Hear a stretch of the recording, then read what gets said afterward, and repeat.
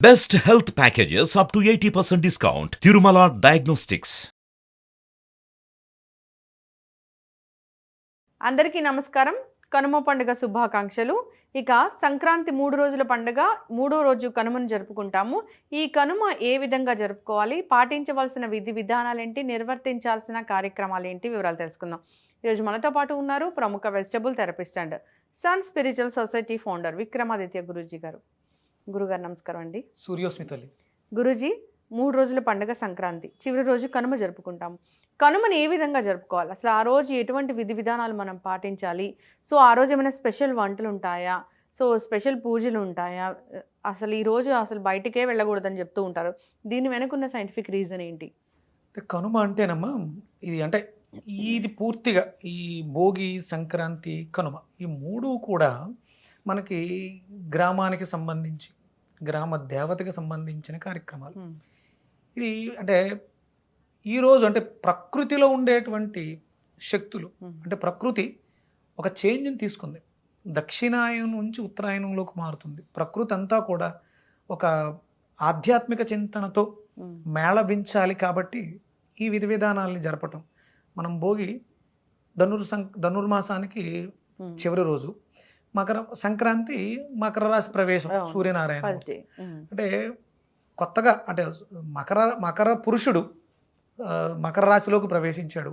అలాగే అక్కడ ఉన్నటువంటి గ్రామ దేవతకి చేసే కార్యక్రమం కనుమ. ఏం చేస్తారంటే అమ్మవారిని ప్రభ తయారు చేస్తారు. ఆనందోత్సాహాలతో ప్రభని తయారు చేసి ప్రభని ఊరూరా తిప్పుతారు. అలాగే చాలా ఊళ్ళలో మనకి గరగలు ఉంటాయి. అమ్మవారిని ముందు అంటే మనం ముందే ఒక వారం రోజుల ముందుగానే పసుపు నీళ్లతో, గ్రామ దేవతల్ని పసుపు నీళ్లతో అభిషేకించి ఇక అక్కడ నుంచి ఆవిడకి కార్యక్రమాలు మొదలు పెడతారు. అంటే దీనికి పుట్టిళ్ళు, అత్తిళ్ళు, సారె ఇలాంటివన్నీ ఉంటాయి. ఆవిడని తీసుకురావటం, ఆవిడని ఉత్సవమూర్తిగా కూర్చోబెట్టడం, ఆవిడకి చేయాల్సినటువంటి చీర, సారె అన్నీ పెట్టి పుట్టింటికి తీసుకొచ్చాం. అంటే ఇక్కడ ఆ గ్రామ పెద్దలు, ఒకళ్ళు పుట్టింటి వాళ్ళు, ఒకళ్ళు అత్తింటి వాళ్ళు కింద ఉండి అమ్మవారిని తీసుకొచ్చి అమ్మవారికి అన్నీ చేసి ప్రభతో తీసుకెళ్ళి విడిచిపెడుతూ ఉంటారు. ఇది కనుమ.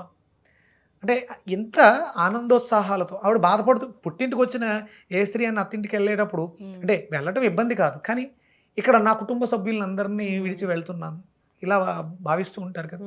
అలా ఆ భావనతో ఉంటుంది. అలా మనం దిగబెట్టి వచ్చిన తర్వాత అంటే పొలిమేరలు దాటకూడదు, వెళ్ళకూడదు. అంటే ప్రకృతి అంతా కూడా అంటే ఎంత మంచి ఉంటుందో అంత చెడు ఉంటుంది.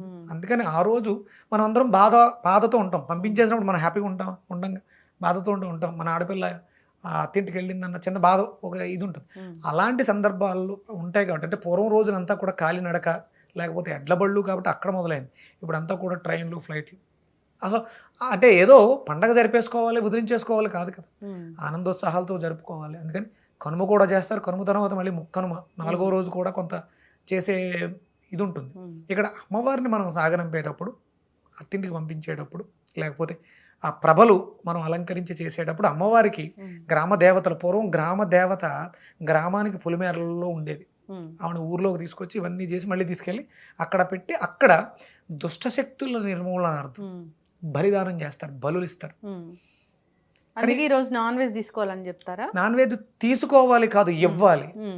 మీరు అమ్మవారి పేరు చెప్పి బలిచ్చేసి మనం వండుకుని తినేటివి ఏంటమ్మా? అది దుష్టశక్తుల్ని ఆపడం కోసం కదా.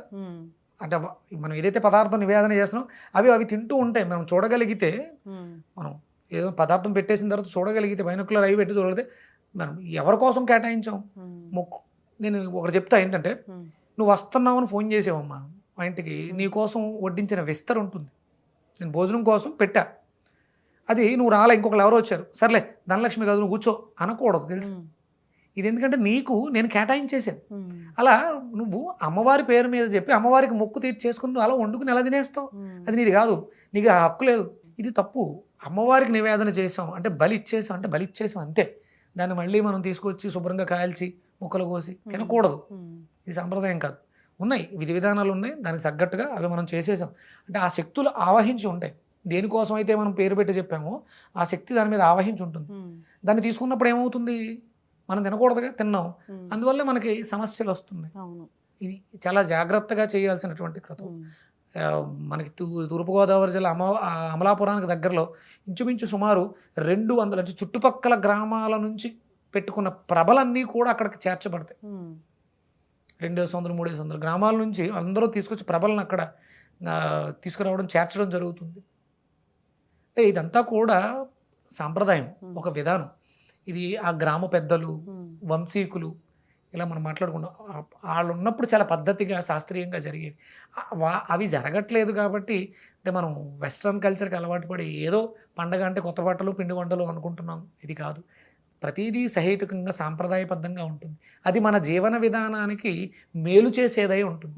హిందూ సాంప్రదాయంలో ఏది కూడా అంటే పెద్దవాళ్ళు ఆలోచించారు అంటే మనకి మంచి చేసేదై ఆలోచిస్తారు. ఓకే, అందుకే ఈరోజు ప్రయాణాలు చేయకూడదని చెప్పి గ్రామాలు పొలిమేరలు దాటటాలు అవి చేయకూడదు. ఎందుకంటే ప్రతి పొలిమేర మనం దాటుతున్న ప్రతి పొలిమేరలోనూ ఒక గ్రామదేవత, ఒక దుష్టశక్తిని ఆపడానికి చేసే ప్రయత్నం ఉంటుంది. అందుకని కంపల్సరీ మనం ఆ రోజు ప్రయాణాలు అవి చేయకూడదు.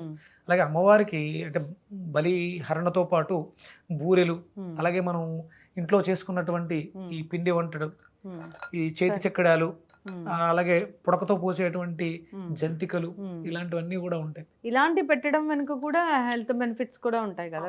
100% ఆరోగ్యాన్ని దృష్టిలో పెట్టుకుని దానికి తగ్గట్టుగానే మన అంటే నువ్వు ఎంత ఆరోగ్యంగా ఉన్నావు అంటే, ఆరోగ్యంగా ఉండటం అంటే ఫిజికల్గా ఫిట్గా ఉండటం కాదు, శారీరక మానసిక ఆరోగ్యాలన్నీ కూడా స్ట్రాంగ్గా ఉండాలి. స్పెషల్గా అరిసెలు వండుతారు కదా గురూజీ సంక్రాంతికి, దీని వెనక ఏదైనా ఉంటుందా సైంటిఫిక్? 100% ఉంటుందమ్మా. అది బెల్లము, నువ్వులు, వరిపిండితో చేసినటువంటి దాంతో చేసి నువ్వుల నూనెలో వేయిస్తారు.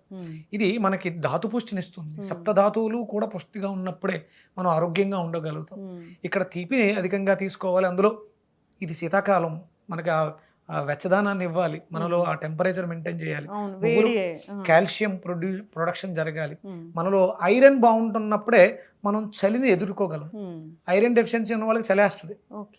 అందుకని కంపల్సరీ మనం బెల్లము, నువ్వులు అనేది తినాలి. ఇది వరిపిండితో చేసినటువంటి, బియ్యం పిండితో చేసినటువంటి అరిసెలు, ఇవన్నీ ప్రతిదీ శాస్త్రీయత. అలాగే మీకు చెక్కడాలు చూడండి, బియ్యం పిండిలో వాము కలుపుతారు.